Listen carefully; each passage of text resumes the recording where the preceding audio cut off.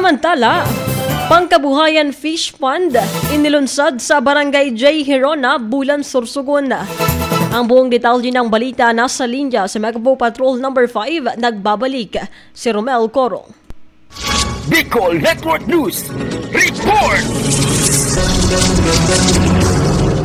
Inilunsad kahapon ng Municipal Agriculture Office or MAO katuwang ang Bureau of Fisheries and Aquatic Resources or BFAR at ng lokal na pamalaan ng Bulan ang proyektong pangkabuhayan na fish pond sa Barangay J. Herona, Bulan, Sorsogon na ginanap noong December 11, 2024. Ayon sa impormasyon na nakalap ng Megawa Patrol, ang proyekto ay bahagi ng suporta ni Mayor Romeo Gordola para sa mga miyembro ng J. Herona Fisher Fox SLP Association. Dagdag pa rito, sa ilalim ng programa, mahigit 3,500 bangus fingerlings ang inilagay sa mga fish pond kahapon. Samantala, nagpasalamat si Municipal Administrator Attorney Moisel Magdamit sa grupo ni Ma'am Marieta Bayoca ng MAO at sa BFAR sa pangunguna ni Provincial Fisheries Officer Francisco P. Dulisin. Ang mamayit sa grupo po sa MAO, mga may kusong po ini magdanon sa ato mga asosasyon